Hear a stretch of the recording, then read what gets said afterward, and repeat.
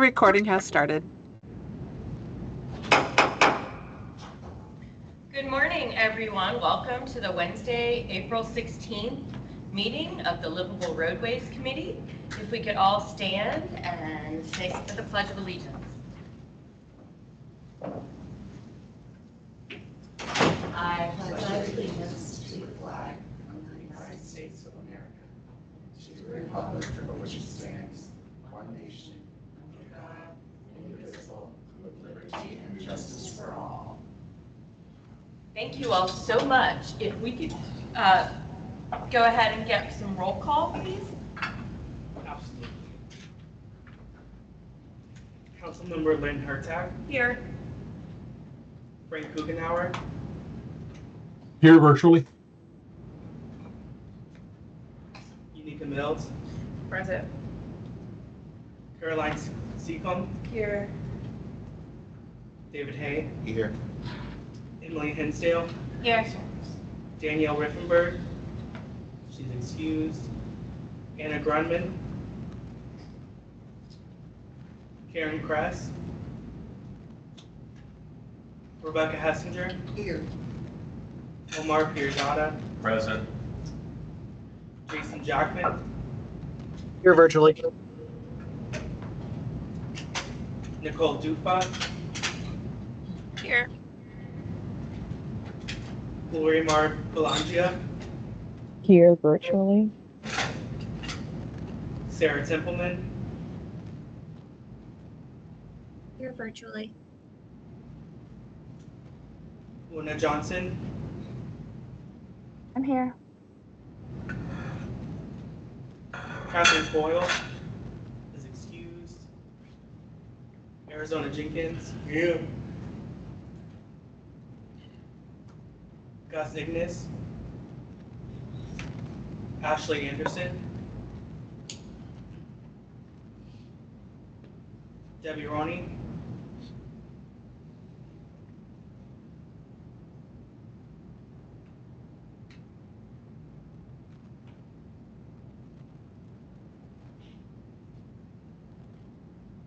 We are just one short of quorum. Okay. Well, we'll see if we can end up with a quorum later. Is anyone here for public comment? Okay. We'll skip approvals for now. Maybe we'll get to it later. Status report. We'll start with the Sun Trail program. And Jensen is virtual. Jensen, I've given you presentation rights. I can share the presentation if you'd like, or if you'd like to on your end. Hey, good morning, Connor. I have it on my end, so let me know when you see it on the screen. I'll share it in just a second. Okay. First, I'll watch your phone. If you update yours. Can we take that recording and transcription thing off so we can see what's up? We can't see your screen, Jensen. Thank you. Okay, perfect. All right, good morning, LRC. My name is Jensen Hackett. I work at the FDOT office here in District 7 in Tampa. I am the Bicycle and Pedestrian Planning Program Manager for District 7, and I am going to take you on a quick dive into the Shared Use Non-Motorized Trail Program, otherwise known as the Sun Trail Program. Here's a little bit of an agenda that I'm going to go over with you this morning. First things first is I'm going to take you on a little bit of a background to understand what the Sun Trail program actually is and how it operates within the FDOT realm of things. Then I'm going to show you what the project evaluation process is and how we program projects through the FDOT work program. And then I'll go and just share some general program updates that we've been working on with central office as part of the Sun Trail program. And then I have a slide at the end so that way you all can ask any questions that you may have after the presentation. So first things first, we'll talk about some Sun Trail policies and the framework that created the Sun Trail network. So the program of Sun Trail was established back in 2015 to fund non-motorized paved trails, and this was done through the Florida legislature back in 2015, and it is found in Section 339 of Florida statutes. The actual SunTrail network aligns with the Department of Environmental Protection's Florida Greenways and Trails System, the FGTS, and their plan's Land Trail Priority Network. I know that's a mouthful, but essentially DEP runs the Florida Greenways and Trails system, and they have a priority trail network, and SunTrail is meant to follow that network that is housed in DEP. To be eligible for funding of SunTrail funds, a trail must be on that priority trail network that is run through the Office of DEP. Senate Bill 106 was then enacted in 2023, and that changed a little bit of the Section 339 of Florida statutes, but it actually expanded the network and provided additional funding for projects as part of that Senate bill passed back in 2023. And so these are the specifics of what Senate Bill 106 actually did back in 23. It started to recognize trail towns and regionally significant trails by designation. So I'll touch on it a little bit later in the presentation, but we actually recognize trail towns that have a good connection into the SunTrail network. It linked the SunTrail network with the Florida Wildlife Corridor. It created a signage and wayfinding branding network that we will begin to utilize here on all the SunTrail network trails. It requires FDOT to periodically inventory everything on the trails, and this could be from trail markings to signage to trail connections to pavement and asphalt conditions. There's a whole bunch that goes into that, but it requires the DOT to do that every 3 years. And it provided the additional funding. Before 2023, the program received about $25 million annually through the Transportation Trust Fund from the state, and that was increased to go to $50 million annually until at such time that the legislature decides to change that in the future. It also provided a one-time increase in the amount of funding for the program that was done through the FDOT work program back in 2024 and 2025 by the tune of about $90 million for each year. Total, it was about $180 million that was put into the program in 2024 and 2025 as a one-time influx of funding. And so now that I've given you a little bit of a background of the program, we're going to dive into how the actual projects get evaluated and then funded based on available funding allocations that the department does have. So for the project funding cycle, we do have a call for projects and a request for funding that comes out annually from central office that notifies the districts when the central office folks will go ahead and approve funding that comes through the work program to be able to ask for the requests and call for projects from the locals. The districts will then take that information and then go out and provide notices to the local MPOs so that they can spread the news that there is a request for funding available. Applications are then submitted through the GAP system that the MPOs are involved in, and that comes to the district offices where we then evaluate the projects based on statutory requirements. We will then send that information up to central office, and they will do the same thing there, where they will then select projects for selection and programming with the available SunTrail funds for that program year. And so in the next 5 years, as part of the FDOT's work program, there's about $50 million that runs annually. That's, again, going back to what the state provides for funding availability. The reason why it doesn't always go up to the exact $50 million is because there is always a fluctuation in what projects and the amounts that are available for funding are in each fiscal year. So we'll fund right up to that $50 million as close as we can get to it. And then any leftover money goes back into the general state transportation fund to be used on projects throughout the state. So total in our current work program that runs from fiscal year 26, which is starting this upcoming July 1st, through 2030 is about $247.5 million of funding towards SunTrail projects. So now I'm going to take a look at each agency's specific responsibility in the Sun Trail program application and funding process. And I'll start first by talking about local agencies. So local agencies, what they need to do is they need to await for the Sun Trail call of projects, which will be announced through FDOT's central office in Tallahassee. As soon as that NOFO is released, the locals will then gather all the required materials to complete that Sun Trail application. And the full application requirements are posted along with the call for projects. So it's a very easy checklist of what you need to have in order to submit a successful project application. Back to what I was saying about the priority trail network, though, each trail must be on that priority trail network through the FGTS in order to be eligible for that funding. As soon as the locals have gathered all of those materials, they will upload that completed application into the Florida Grant Application Portal, otherwise known as the GAP portal.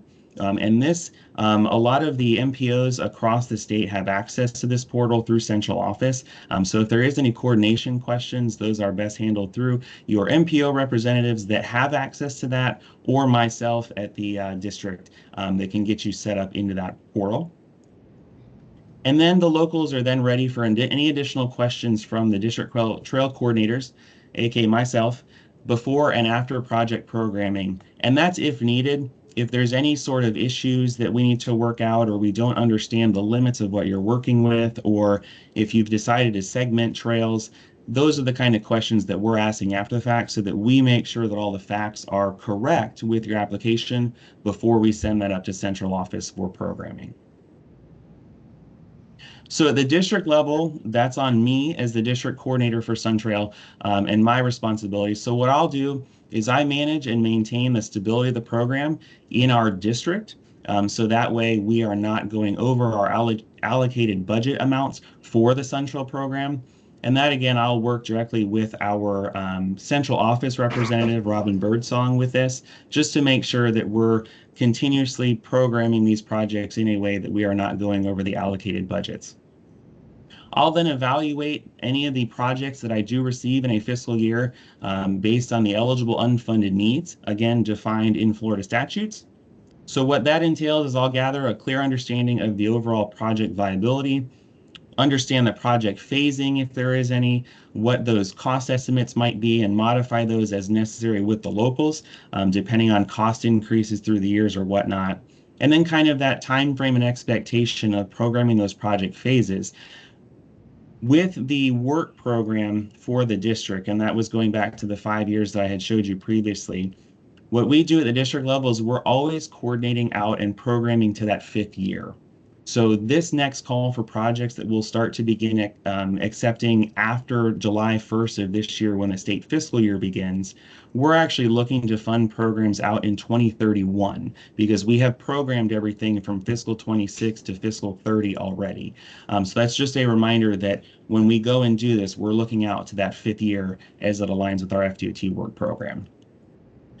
If there is a trail facility that, does come in at $75 million, $100 million, or it's just a really large project, I'll then look to see if there's any opportunity to segment that so that we can make sure that we are funding that fully through Sun Trail and that the locals are getting all of the allocated amounts for that. But we'll look to see if there's any way to shorten the project or put it in segments so that way we can actually fund it through the program.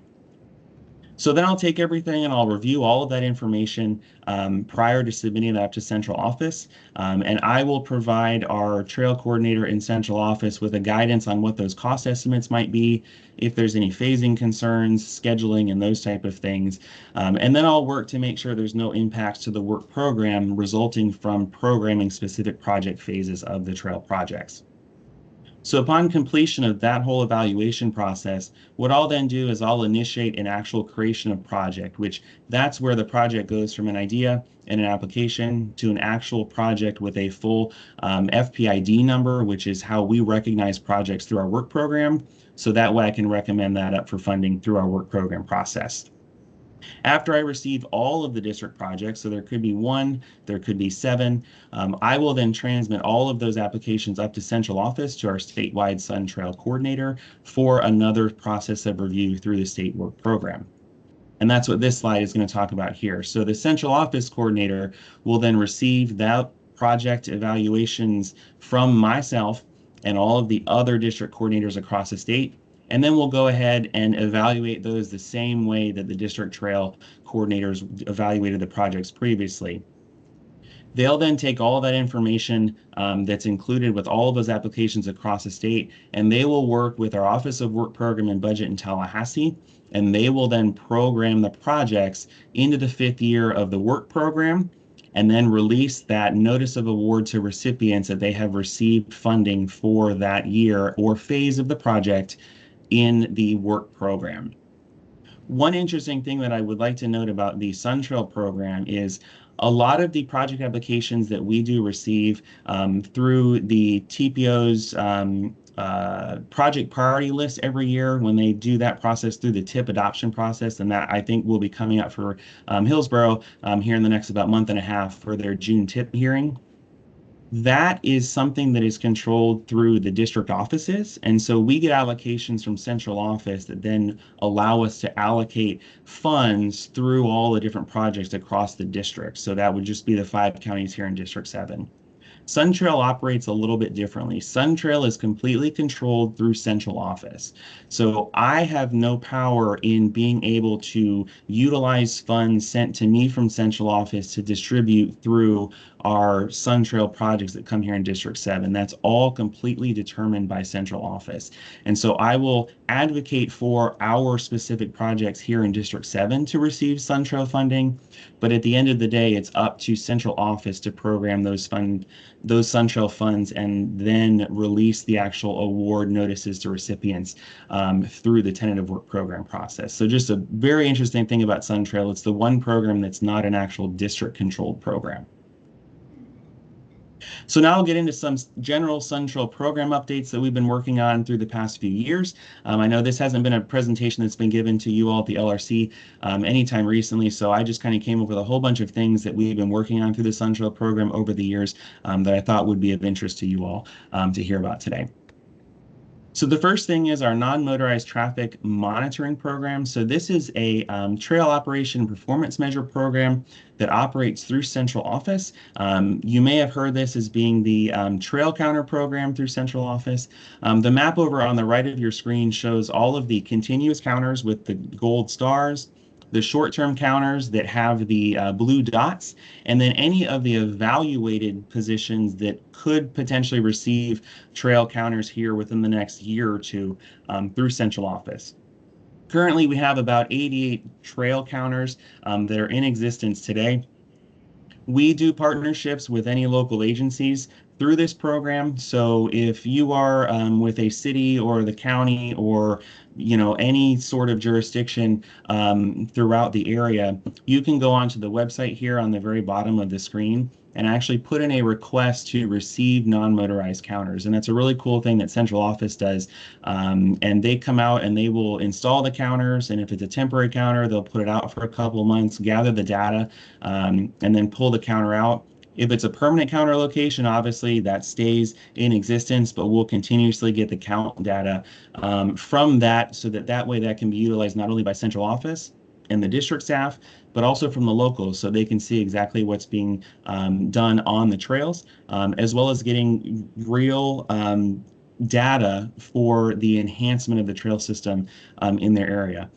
And that website actually takes you to our traffic monitoring data dashboard. So any of those counters that we do have, we have the dashboard at that website available for anybody to use, and it shows a whole host of data subsets within that. So you can check on specific trails, you can check on specific segments of trails, you can check on the SunTrail network as a whole, and it'll show you all the counts that we have for days of the week, for months of the year, through times of the day, shows you kind of the hourly based on, what modes that they're using, whether it's biking, whether it's walking, whether it's some other type of non-motorized activity. So there's lots of good information here. And again, that's on that website on the previous page that you can go to. And there's a little request box that you can put in, and that'll send a link up to central office. so they can then evaluate locations to add new non-motorized traffic data across the state network. So it's a really cool tool that you can utilize, and it'll give you all of this data collection and information on their hub. You can even go and download it as PDFs, which is really neat, so that way you can kind of have that whole data subset to yourself as well after you've gone and requested for specific counters at specific locations. The next few slides, I'm going to be talking about things that have been added to the program since the introduction of Senate Bill 106, which was that bill that I was talking about that came about in 2023 that added all the additional funding for the Sun Trail program. It also designated trail towns and wildlife corridors. And so these are essentially dedicating towns and cities as trail towns. So that way they can kind of have an additional moniker to show that they are really invested in getting a lot of potential notices for improving their trail networks across the jurisdiction that they own. So it's just a cool way of kind of signifying that, you know, we are committed to providing non-motorized options for our citizens. There's a couple towns here on the bottom of the page. DeBerry is one of the ones that we just did a few months ago. But we also have Inverness, which is up in the north section of District 7, up in Citrus County. And then fun fact, Dunedin over on the right-hand side, which is over in Pinellas County, they were the first town to be designated as a trail town by this bill back in 2023. So kind of a cool designation for our local area to highlight Dunedin as the first one.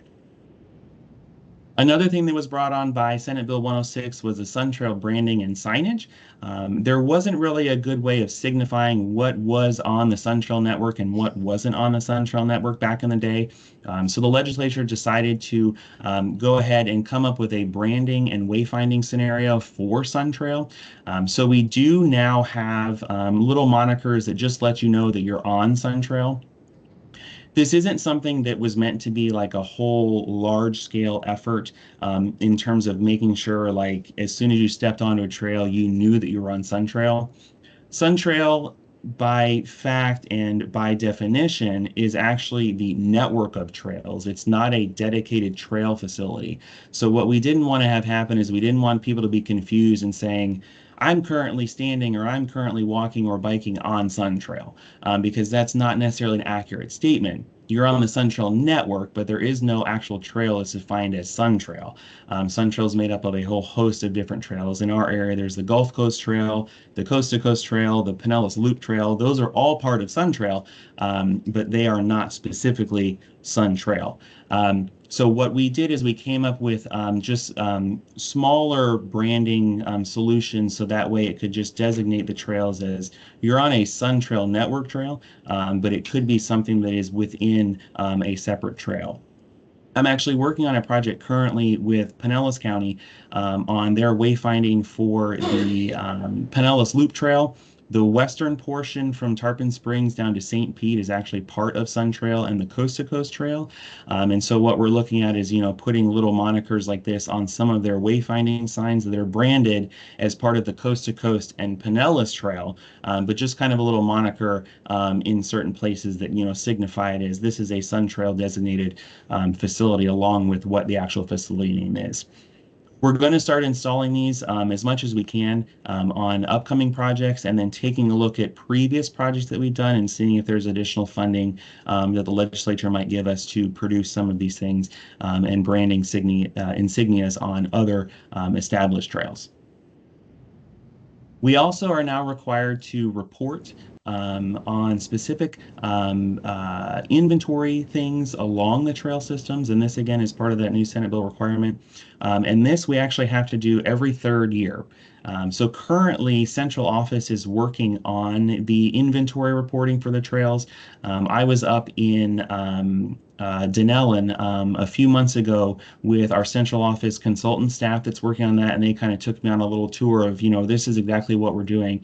And they're just trying to essentially mark anything that's within about 20 physical feet of the trail system, whether or not that's vegetation, signage, local trail connections, road connections, crossings, park areas that the trails are connected to. We just want to know what is out there, what is connected to these trails, and how does that influence the potential need for funding advancements in the future for Sun Trail, because these trails do connect to large scale, event spaces. They connect through some of our most urbanly dense areas in the state, such as Tampa, St. Pete, down to Orlando and Miami.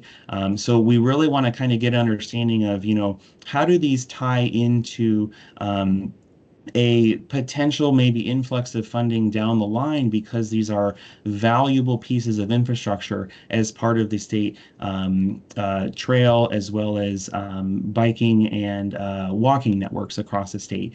So every 3 years we have to come up with this inventory reporting and then submit it off to the governor and the legislature for their review. Again, this is the first time that we're doing this, and this is due next year to the legislature.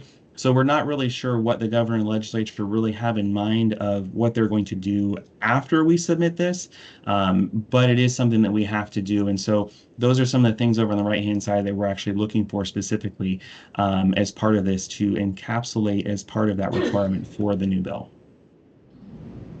And so this is just some community collaboration, with what we do as part of the Sun Trail Network and some of the recent trail facilities that we have opened across the state. There's a whole bunch. I wanted to put in everything so you guys could kind of see some of the different opportunities that we have going across statewide.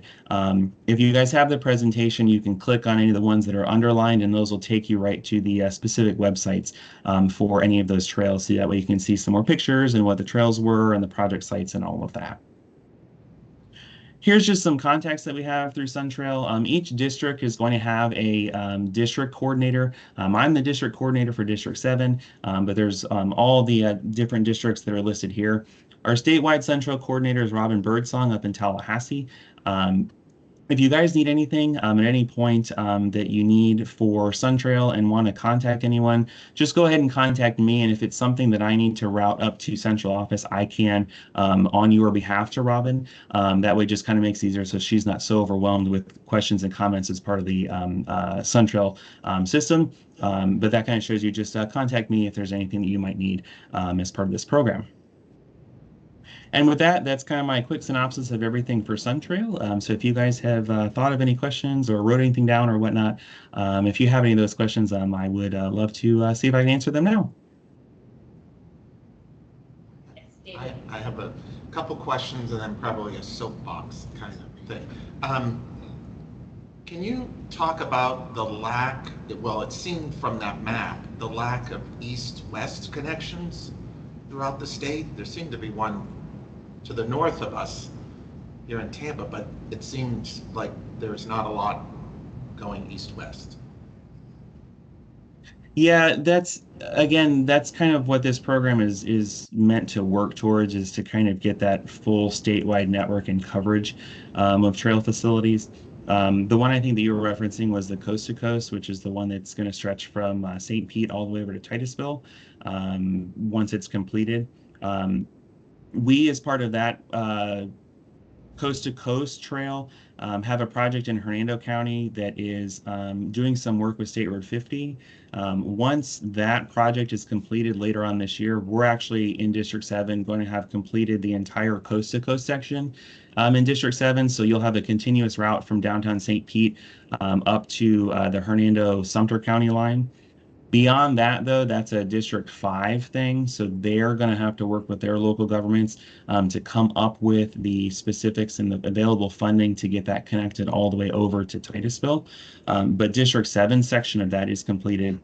In terms of the other ones kind of around the state, that's all up to the local coordination with the districts in order to get the trails that are needed onto that priority system as part of FGTS. And so I think that's really the key.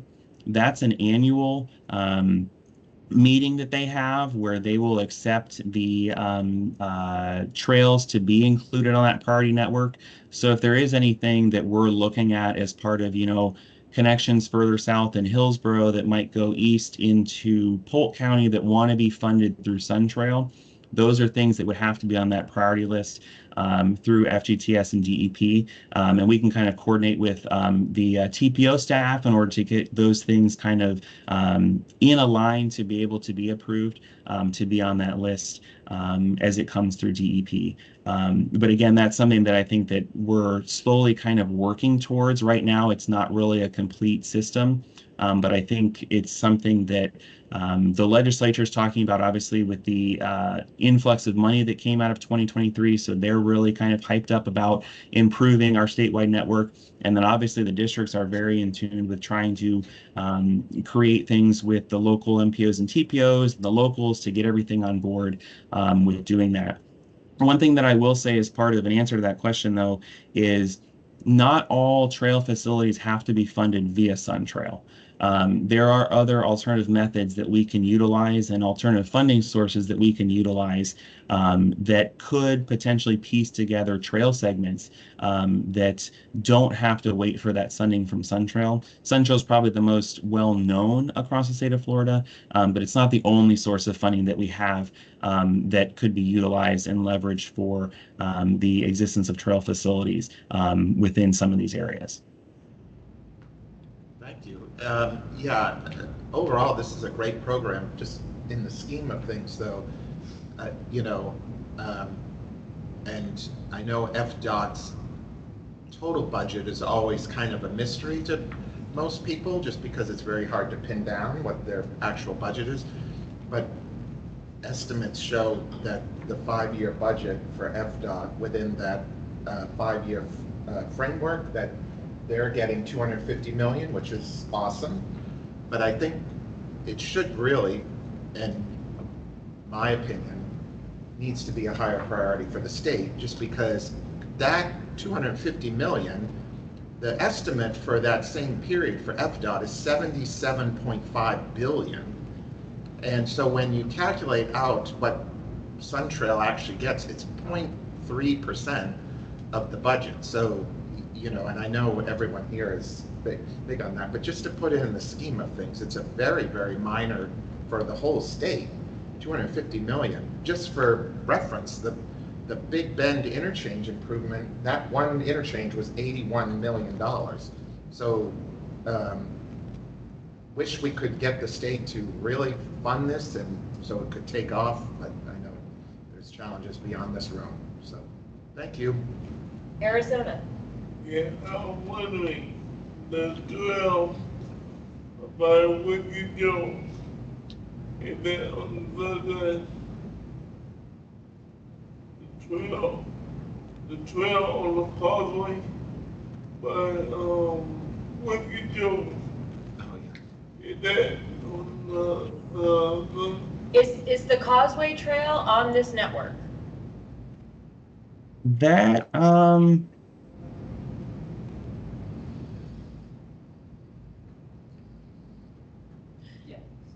let me do some digging, and I'll get back to you on that one. I'm not quite sure if that is. I know it's close to one in that area, but I don't want to say it is or it isn't.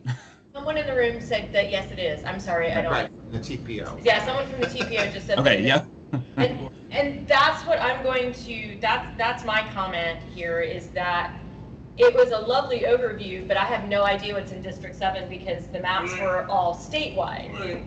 Yeah, and not, so it would be really lovely to have seen a specific cutout of District 7 so we could see what's been completed in our district and what's been planned. So is there somewhere that you could share that with us, or is that available somewhere we could actually see what's going on in District 7? I can piece that together. I don't believe that we have like a full map because a lot of the mapping is done through central office because central office kind of houses that program. But I can work on something to see if there is something that I can do specific to District 7 to at least show visually what's been done in District 7 as well as what we do have inside the tentative work program. That would be great because I think that we can advocate more for it if we know what it looks like and what's coming, and then like David was saying, you know, he has suggestions for suggestions. It would just be great to do it So maybe we can have you back in a few months and see that map and have a better conversation. Yeah. The reason I have that question is because I go on that trail all the time. Yeah. It goes from Whitney Jones all the way to 19. So, and that's good for me. I want to go maybe. I can go walk to the trail. Yeah. No, it is. It's a great connector. I agree. Anyone else? Okay. Well, thank you so much. Appreciate your and what is if there's a way you can put up the website again? Yep, I can. Yep. I'll also send it so that way the TPO staff can get that out to you. So that way you have it available and can click it that way. Thank you.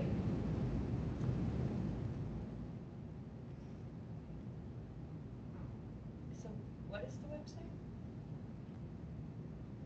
I don't want the traffic monitoring, just the Sun website.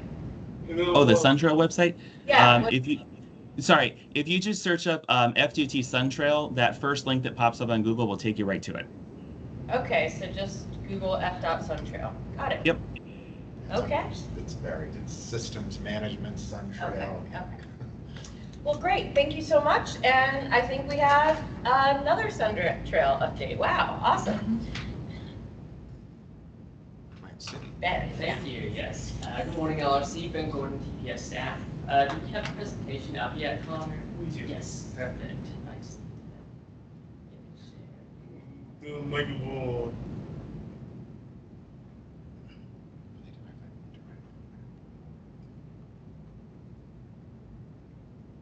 How do we make this full screen?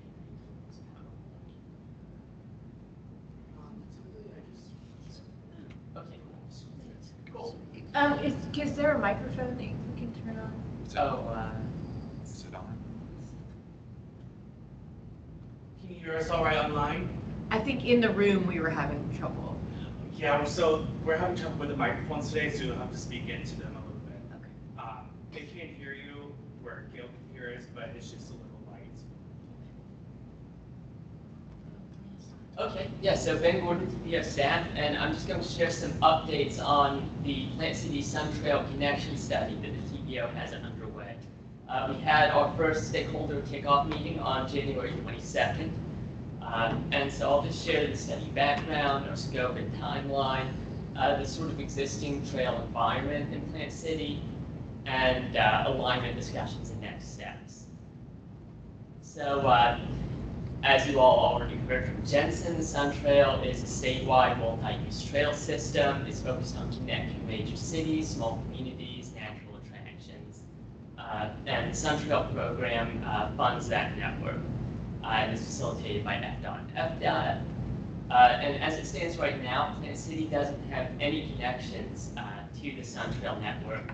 And so none of them are eligible to apply for Sun Trail funding. You see there we have some existing pathways already. And so the purpose of this study is just to identify potential trail connections to the Sun Trail network and provide different alignments for just how they should be routed, take a look at the feasibility of each alternative, and then summarize our findings and provide some recommendations. So we had the kickoff meeting in January. We did a lot of data collection in February. And then March through April, we have been distributing a public survey. You probably received it in your packet. That will let you provide some feedback on what kind of trails you would like to see. And if you didn't receive it, I will make sure to pull it up by the end of the presentation. But the survey that's going to close on the 22nd, if I recall correctly. And don't quote me on that. But we will be scheduling our next stakeholder meeting in May. So just stay tuned on that. It's going to go to the final report in June or July, and then the TPO review by August. So for our data collection, we drew on the Florida Greenways and Trail System Plan, the Plant City Canal Trail feasibility study, the Plant City Walk Bike Plan from 2017, the Hillsborough Greenways and Trails Master Plan, SCTPA, County Bike Network Plan, and also just the program guidance from the Sun Trail program. And yeah, so these would be each covered in by each of these various plans. You'll see this matrix. So the Sun Trail, for example, is in there. It's referenced in all of these. You have regional trails referenced in the walk bike plan for all of them. And so it's a spaghetti map all over the place as it stands with proposed and existing trails.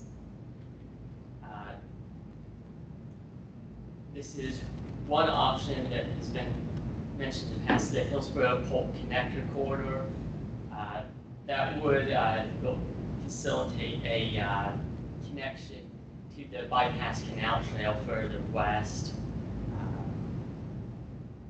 The Greenways Vision Plan had proposals north, south, east, and west.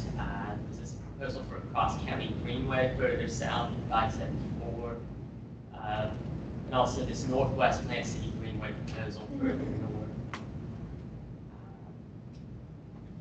The Plant City Walk Bike Plan was a little bit more centrally focused, closer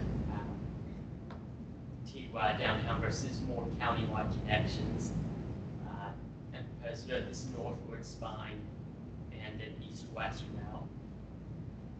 And then the most recent study that we completed was the Plant City Canal Connector Trail that would connect the park up north here to the downtown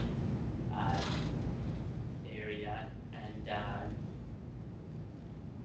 yeah, so these are some other unfunded gaps and potential routes. So we've, the field visit that's already in the past, we had one of our partners take a look at the different roadways. One question is whether a westward potential route should be along US 92 or SR 574. Mine is just reconnects.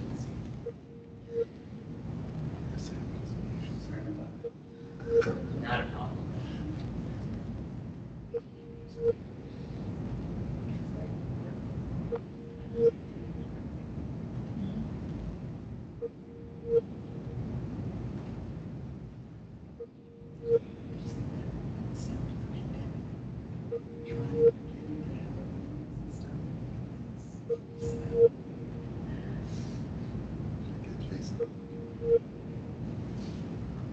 Connor, you want me to get Jason?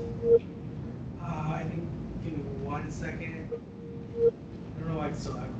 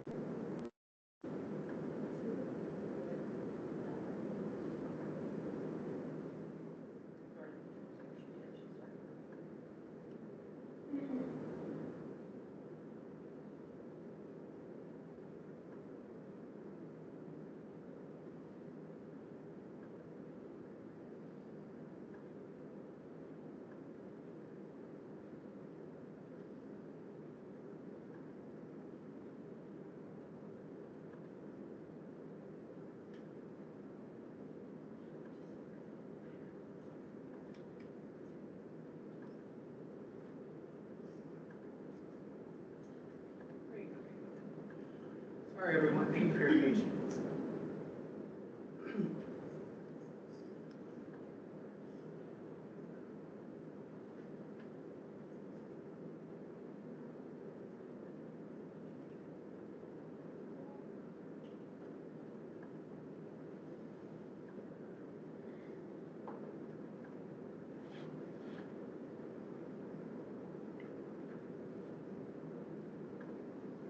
All right. Did it just disconnect? got that off that notification at the top too. That'd be great. What's that?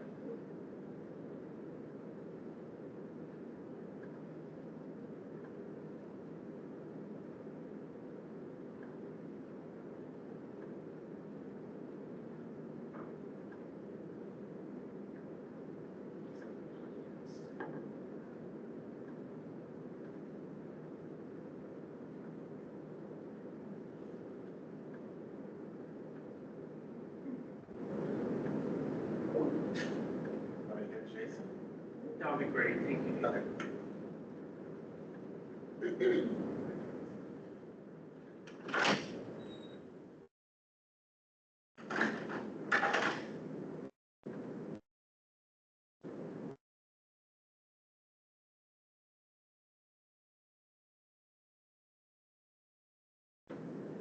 Okay, can everyone hear us? Yes. Yes. My only recommendation is please speak loud.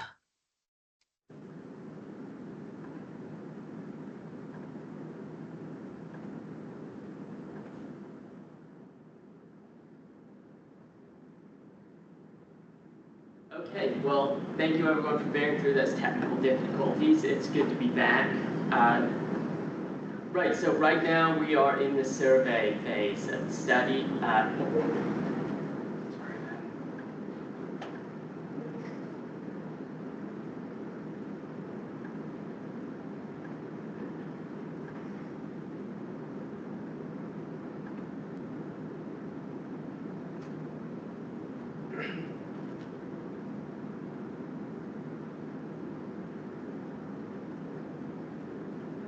Okay, so as it stands, we are in the survey phase of the study at this point. Good opportunity for members of the public and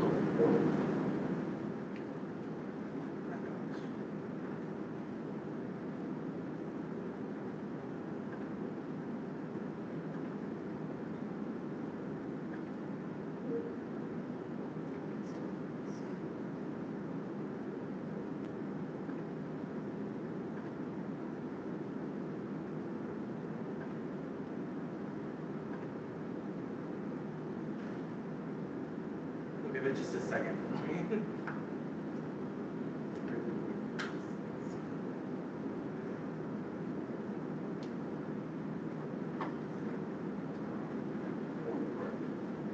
Jason had to step out for a second. Is it dropping the call? It is dropping. Yeah.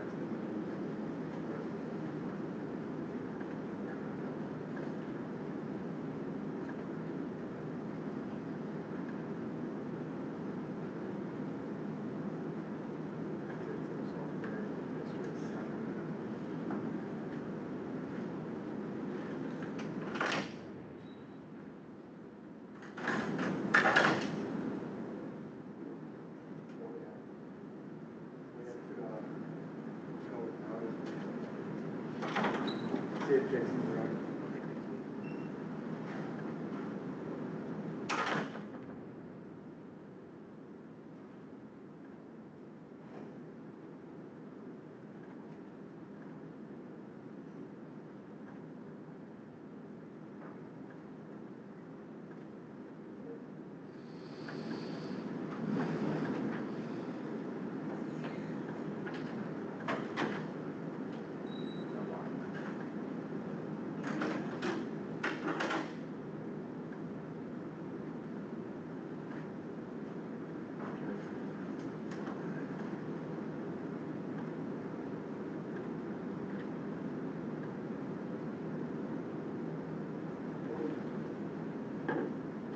Can you hear us from this mic, Gail?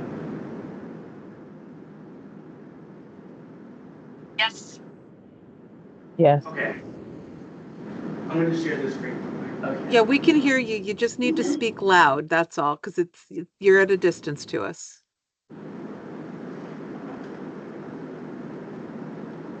Okay, should I share my screen again? I'm going to share it from here. Oh, Sorry, yeah. guys.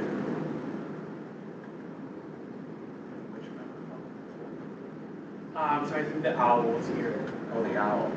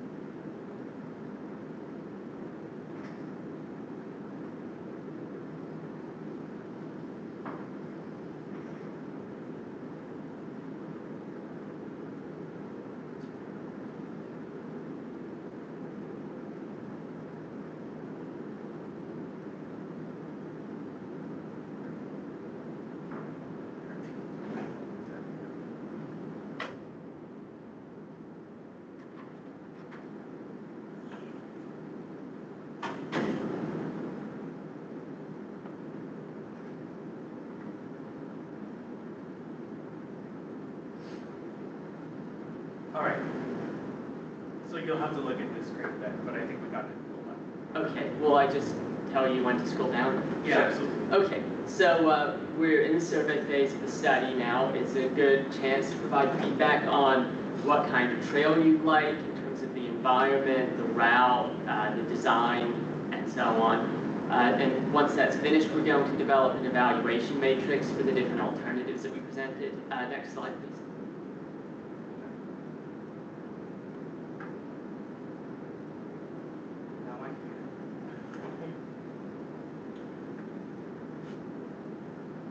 Okay, yeah, that was the end of it. Well, maybe we should go ahead and get the survey up then. If you could guide everyone to it. It's on the TPS side, obviously, under studies.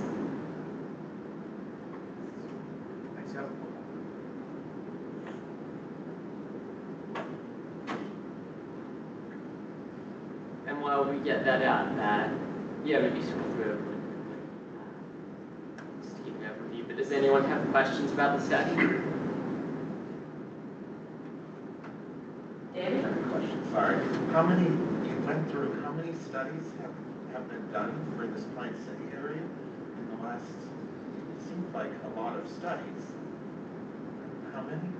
I don't have a count off the top of my head. I know 5 or 6 studies? I think that the most informative ones were the Plant City Walk Bike Plan and the Plant City Trail study that we completed a couple of years ago. And now, Because this study is focused entirely on connecting the Plant City Trail, that north-south one in the most recent study, to state line Central. out of these studies, how many trails have been actually constructed? I don't have. Thank So you. I know that there's at least 2 studies that have been done by the TPO. The most recent one, I think it's the connector trail has been programmed in the list priority project. At least one section has. So that part is moving forward. It's a slow process. I realize there's lots of plans that we should do that we hope reach. Getting the funding is always the challenge. I know it's not the most probably pleasant option, but I would think to get those east-west connections, there's FDOT owns I-4, and it's a major east-west roadway. I would think there would be ways to somehow find if that's the only option, to get connections east-west that way. It just didn't seem like that was even being contemplated. Would that be under this study, or like an east-west, or it's just focusing more on that area north-south?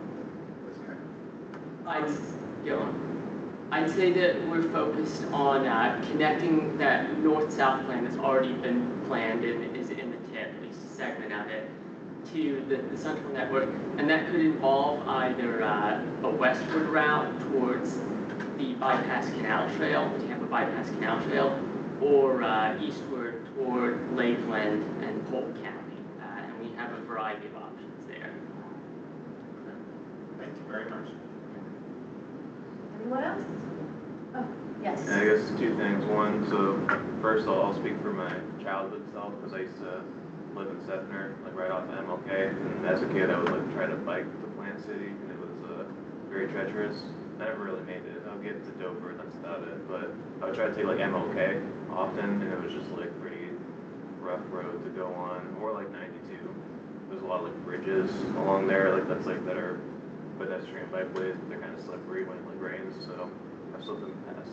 But just, I don't know, thinking about that and thinking about this project, so like anything that's like an east-west connection, I think, like connecting like Brandon, Sethner to Plant City, that's an exciting prospect, because I think that is like something that is really needed.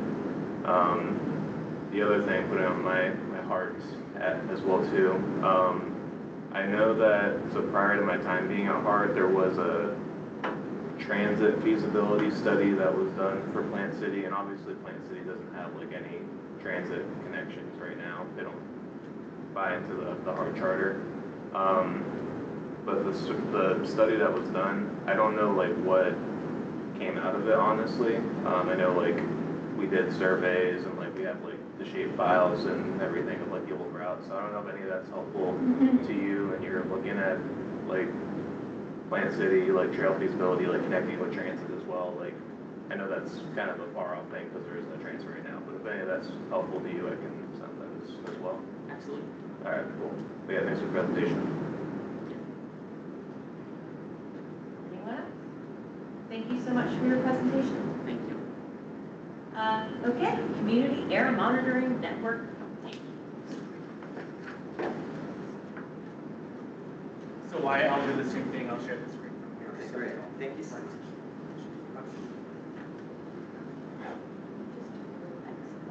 Excuse me one second. Hey, Connor, we can't see online what you're sharing. Would you like me to try to share it from here?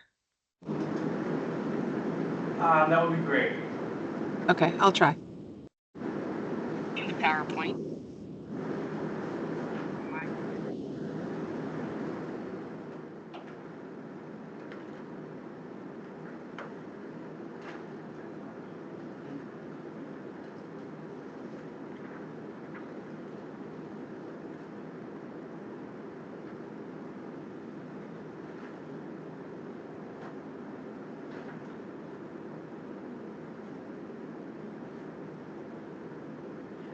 While we are waiting, does anyone have any old business?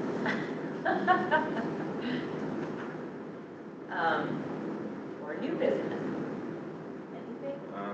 Kind of old business piece. So last LRC I mentioned that we were going up to the public for like our Route 1 community sentiment survey.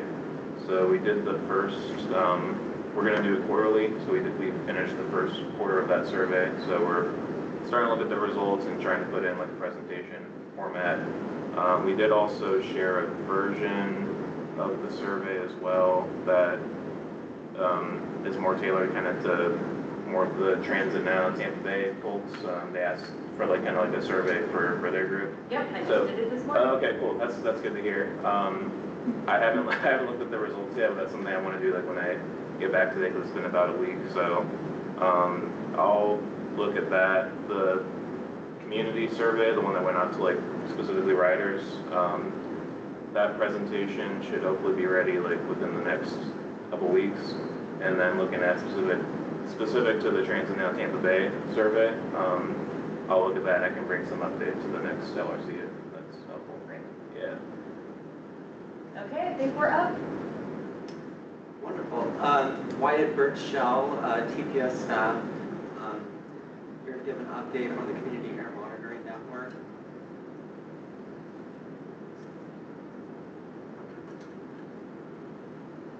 Gail, can you forward the slides, please? I don't know if you can hear as well.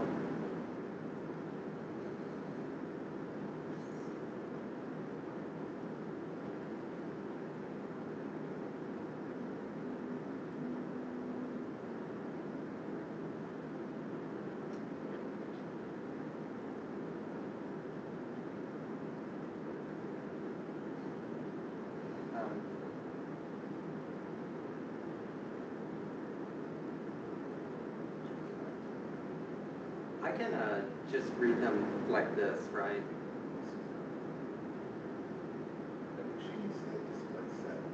Yeah. Display settings at the top.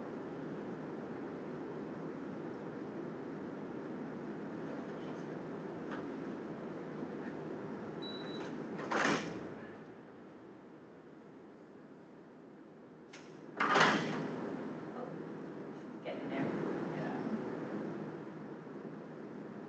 So Gail, you just need to hit the little PowerPoint thing at the top left next to the save. I think that will bring you into that.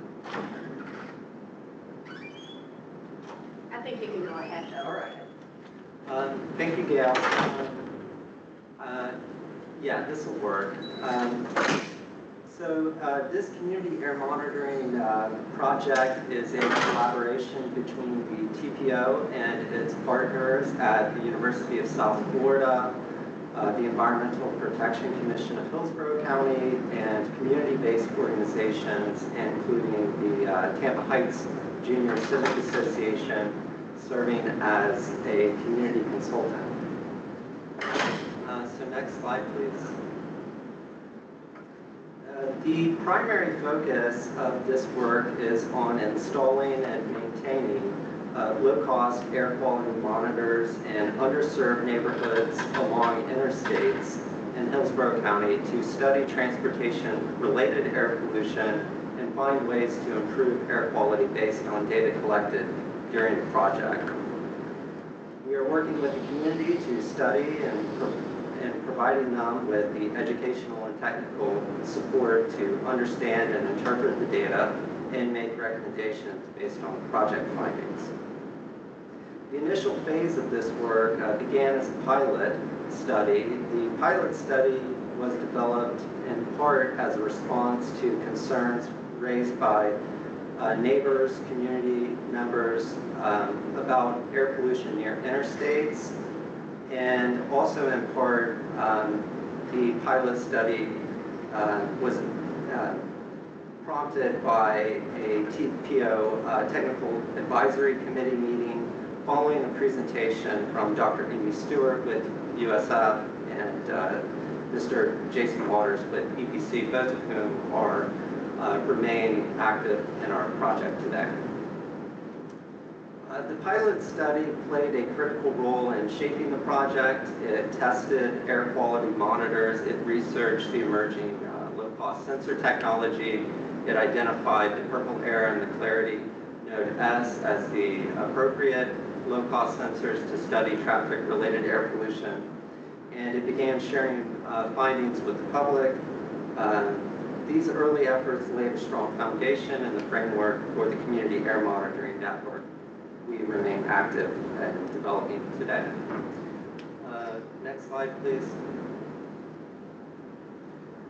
There are several goals and activities associated with this project, and I've touched on a few of them already. Central to accomplishing our goals are the air sensors themselves, which collect real-time air quality data and make the information publicly available on the web. We partner with community-based organizations to agree to host a monitor and participate in the project's other activities. We have several goals. In the long term, we hope to characterize and continually monitor localized air quality conditions where people live, learn, work, and play, use local air monitoring data to inform transportation and other policy decisions around the built environment, equitably improve air quality so communities are not disproportionately affected by traffic-related air pollution, and to better understand the role of low-cost air monitors in supplementing or augmenting regulatory air monitoring efforts conducted by the EPC. So next slide.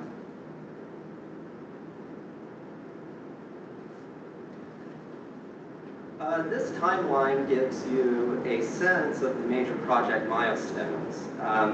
As we move forward, we will continue planning and hosting coalition meetings, attend community meetings, provide ongoing support to sites and partners, offer ongoing technical training and assistance to sites and the broader community, have an annual summit, explore other work areas with the community to develop policy recommendations, and as I mentioned, explore some opportunities after the conclusion of the grant.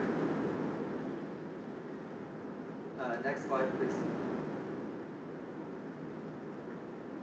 A huge focal point of this project is the community collaboration and engagement, because we really want residents to understand how and why air pollution is being monitored, where it comes from, what the health effects are, what the data is telling us, how to get involved, what the data can be used to support, and what limitations may be involved. It's also extremely important because the community sites couldn't exist without it, so community engagement is integrated throughout the entirety of the project. The process to establish community sites built on the work of the pilot project and involves two main methods: a technical screening of demographic and environmental factors, and then a community-based feedback, which it takes the form of a community survey, which we have available and is still up on our webpage. I should have mentioned earlier, one of the other activities of the project is the Coalition for Community Air Monitoring. And this coalition is an open forum for community leaders, advocates, youth representatives from community-based organizations, and others interested in the project and air quality topic more broadly. The purpose of this coalition is steering toward making some recommendations on what the next steps we hope to do together. But the community collaboration site process, once we've identified that a site is eligible, we then arrange with the USF and TPO to do a site visit. These site visits are an excellent opportunity for us to explain the basics of the project, what participation looks like. We'll have a chance to review logistical considerations. On the image on the right, you can see a low-cost sensor. That's the Clarity Node S installed on affixed to a tree. And then above that, you can see the Tampa Heights Junior Civic Association, where they're scouting a location for a potential monitor.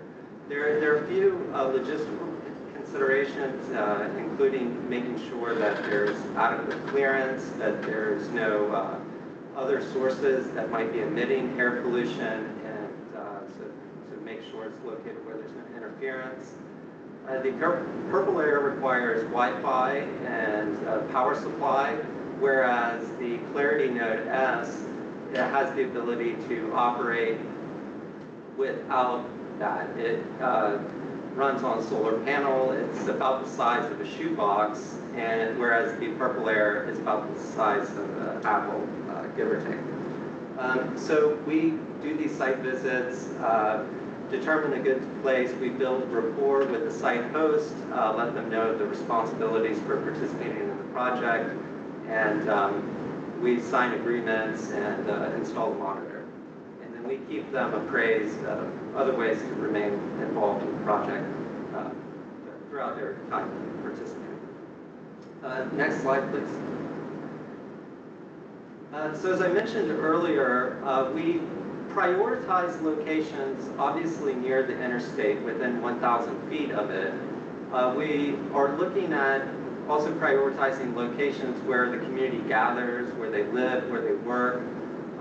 So there are a range of different places. This map shows some of the, the existing sites which we have, including places of worship. We have schools, parks, community gardens, and a range of other public and private institutions, which we partner with to host the monitor, and of course they stay involved throughout the project in other ways. Next slide, please.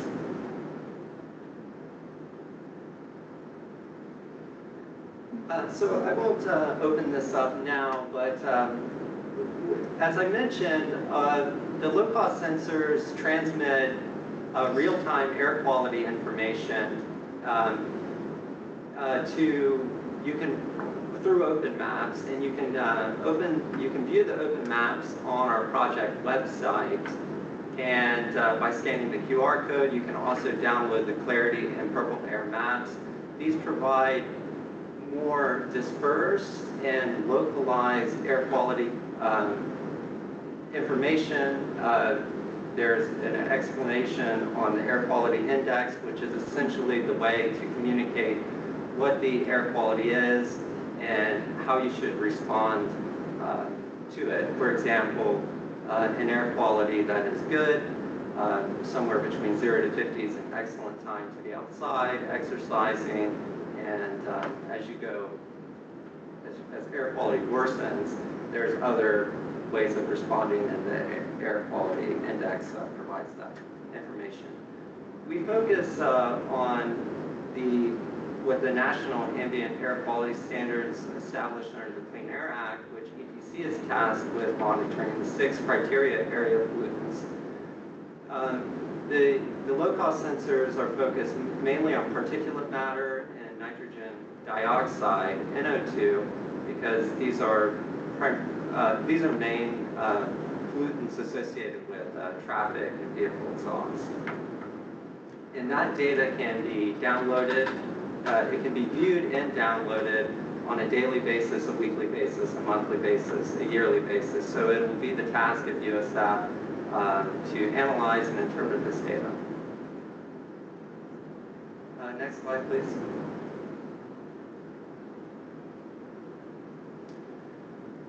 We have a wide range of public involvement.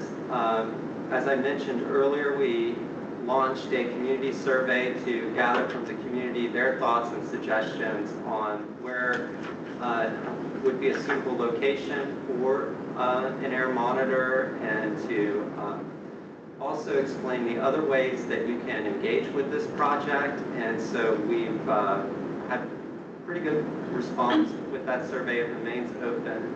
We're also involved in a lot of community events and outreach opportunities. We just recently were at Earth Expo, which was hosted by one of our site hosts, New World Tampa near Bush and I-275. Before that, we were at the Hillsborough County Community College, Brandon campus, which is also a site host for the Food Forest Fest. And there'll be other opportunities. We have an informational guidebook, educational videos that explain how to use the open maps and explain what the project is in a nutshell. And we, of course, have the coalition meetings, which we organize on a quarterly basis. And those are typically in-person and hybrid formats.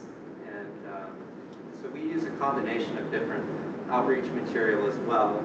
And I'll note that if this project is of interest, or you're thinking of sites in your mind that might be eligible, I have some postcard mailers with the project details, and be glad to give you a few copies to share with others if you like. Next slide, please.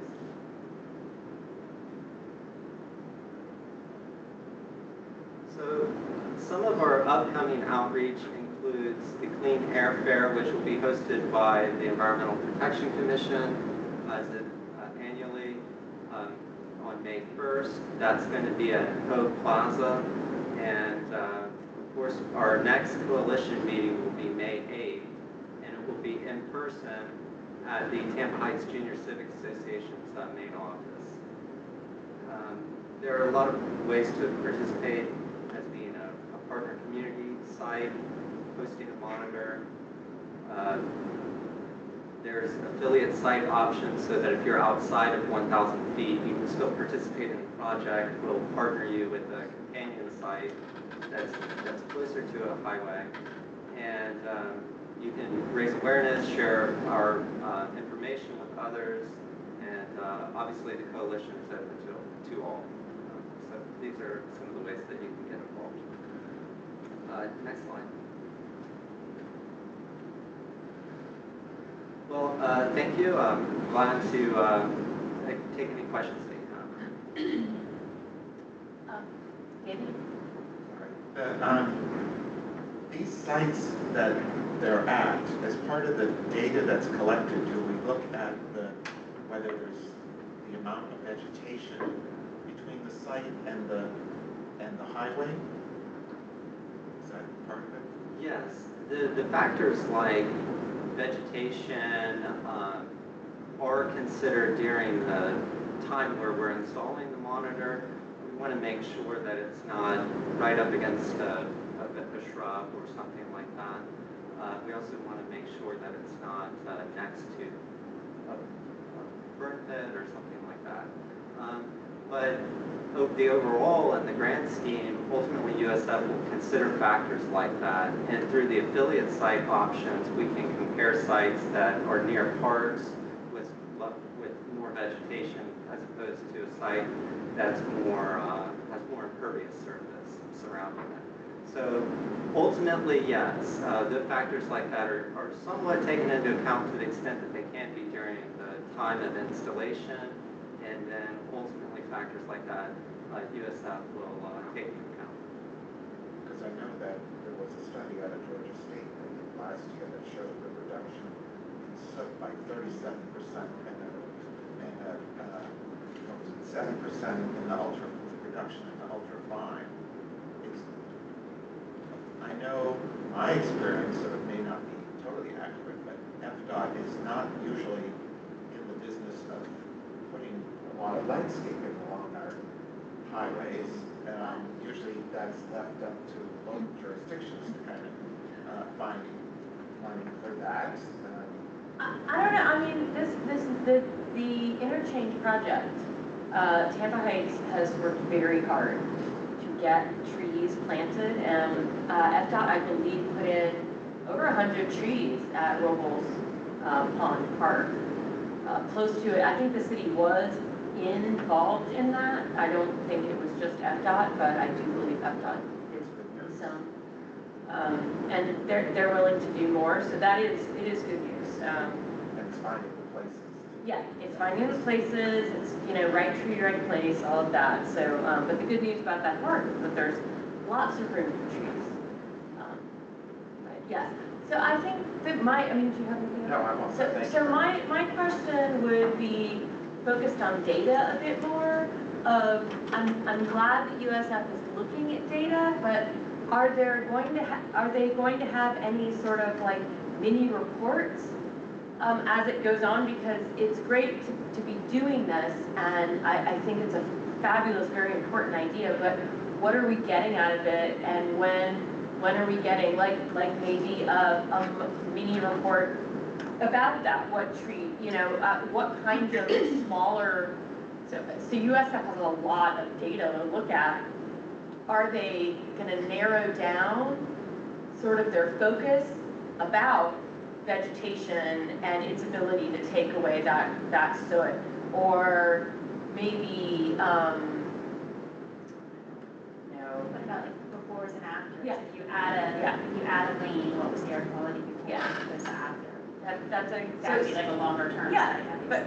But I mean, and how long is this going on? It seems to have ended 27. The grant concludes around March, February 2026. Okay. Oh wow. Okay. But yeah, so it would be really interesting to see what areas they're sort of focused on too, because that is I've talked to Tampa Heights a lot, and that is definitely one of their focus areas, and everywhere around an interstate, which is why the rail trail connector along I-4 is kind of an iffy. I know, it's a great thing, It's but the last resort. yeah, it is the last resort, but and I know that they're going to be adding some trail. FDOT's adding some trail connectors along the new Malfunction Junction expansion.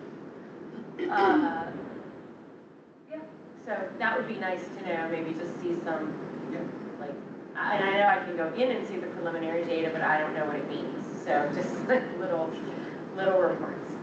Anyone else? Oh, Rebecca. I'm thinking about the Idea School. It's at the intersection of 275 Fowler and then Nebraska to the east.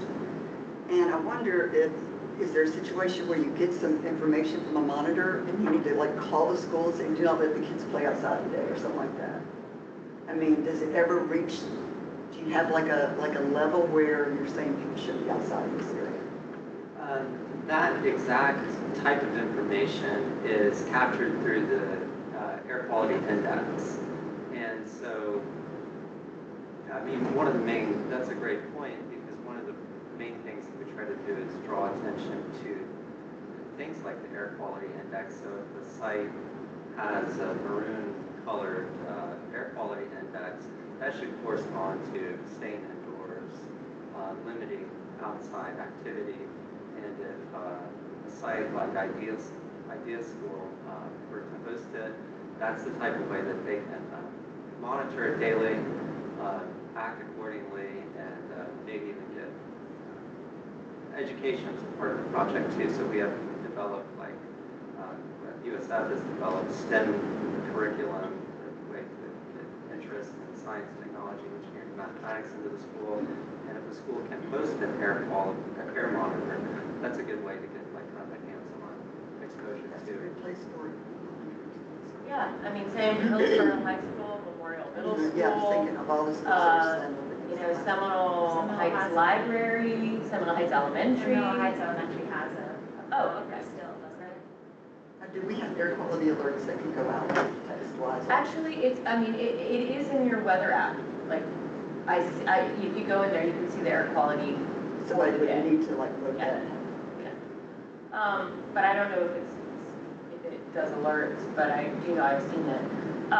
But yeah, that would be great. Emily? To build on that, then that would be valuable information to share with the school district's site placement.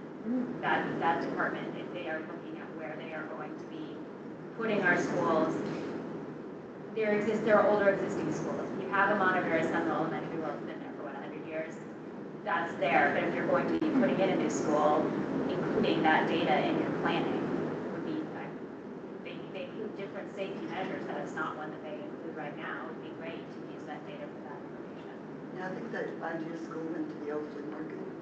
Yeah. And so when we saw somebody was going to do something wonderful with that spot, we're like, oh, great. And then I started thinking about, it's an awful place for kids. There's no green. It's just. I mean, another great place, I think, right now would be really fascinating to have an air monitor is St. Peter Claver. That is basically in the hook of I-4 in the Encore neighborhood, which is undergoing rapid redevelopment right now. So I think that would be fascinating. Yeah, St. Peter Claver is a K-8. I think any place where kids are playing outside. Yeah. On a public place. Yeah, there are definitely parks within the city of Tampa that are nearby. I don't know if you've considered partnering with the city. Yes, in the pilot project, we had a partnership with the City of Tampa Parks, and there are so many parks that are eligible and are really kind of perfect and ideal for this project. We're in conversations still with the City of Tampa to maybe renew that agreement and expand the number of sites, or expand the number of parks that are already part of the project, and to keep the ones from the pilot on board. Great.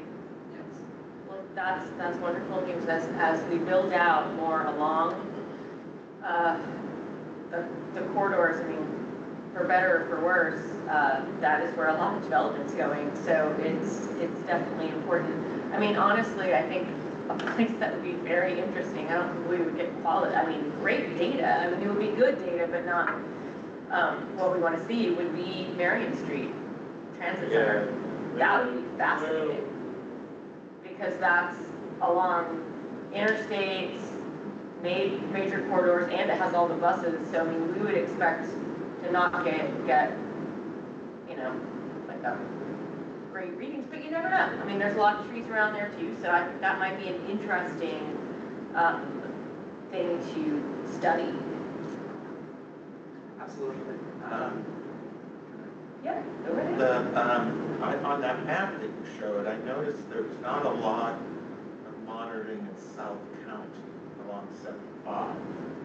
Is there an approach to try to increase that? I know there's a lot of subdivisions down there that back right up now to the interstates.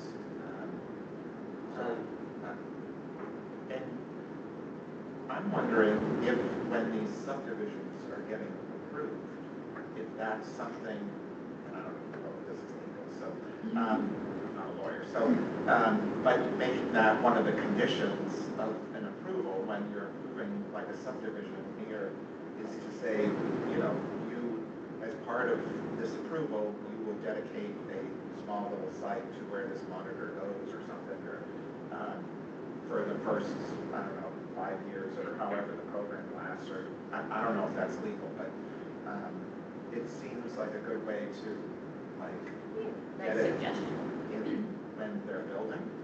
Yeah, so I went down the Riverview in the afternoon recently and sat in traffic on 301 trying to get across the bridge. And it just seems like when that many cars are congested, moving at a slow pace, that it would just be this heavy concentration in that area. And so we know there's only 2 bridges that go across the river to Riverview and South County, and it's just clogged. I mean, it's just got to be awful, especially in the afternoon when it's really hot outside. David knows. Yes.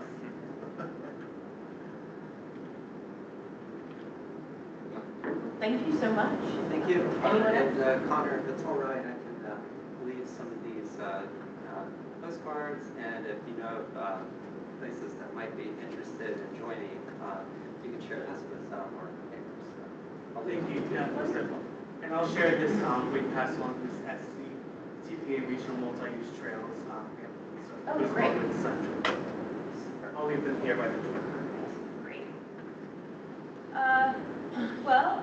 Part of our old and new business today is the bus ride to Armature Works. Is anybody going to be able to join us for that today? I know it's kind of an hour and some after this, so it doesn't quite work. But if not, we might be able to schedule something for just this committee sometime where we leave right after this, or maybe we have a shortened meeting, something like that. So if that's something that we all want to talk about later, I think that's fine. But before we go, since we have a little bit of time, I just wanted to share the data that we have about current, and of course I'm going to skip the slide. Sure, go for it. I do want to give hard kudos to really, it's very clear who's funding that program on the buses. You see that, that I think that's a valuable information to get out, that, the city is funding that they made a decision to do it, and I've seen it on the buses and stuff, so good job. I'll relay that kudos to our marketing team. Yeah, no, it has. It's been wonderful. So just to give you some numbers, between March 2024 and March 2025, there's been a 33% increase in ridership. From February 2025 to March 2025, there was an 11% increase. So, I mean, even through the progress we're seeing, and there's been an 8% increase in on-time performance from March 2024 to March 2025. What that means in real numbers is that in January, we got about 4,000 riders per day, weekdays. And in February, that was 4,900. And in March, that's up to 5,000 a day. So that's, I mean, going from 3,000 in December of last year. So it's been a success, but we still really just got to keep on climbing to get more folks on the bus. And yeah, actually, I believe some data I heard was that 12% of folks who use the Florida-Tampa corridor are using it on the bus, which is much higher than the 10%, which was the goal. So those are all good numbers, and like I said, if we don't get a chance to do it now, I look forward to doing a ride with you all anyway. I can also share, we're doing, I'm also at the very same time I'm doing an HTC ride today. They're going to be riding the streetcar and then the bus up to Seminole Heights for lunch and back down. I'm doing a ride with the umbrella neighborhood group in the city of Tampa called FAN, which is Tampa Homeowners and Association of Neighborhoods, and that basically takes all of the neighborhoods. And so we're hoping for a really good ride. That's in a couple of weeks. So we'll just continue to share the rides we're doing, and if there's something that we can do later in the year, we would love to do it. Does anyone else have any new business questions? Just noting that May is National Bike Month, and May 7th is National Bike School Day, and we're hosting several events modified to fit our Hillsborough County circumstances. We do not offer bike education to children in Hillsborough County, and bike ownership in Hillsborough County isn't a guarantee, so we find ways to hold different kinds of events. We do different safety events if anybody is interested in having an event at school or participating in one of ours, supporting any of our events, let me know. I'll do it. Is there one in Seminole Heights Elementary? No, that's an example of a school that does not have a large bike school population, but such they have any kids that currently bike there. Well, let me know Where I can go. I'll come that morning.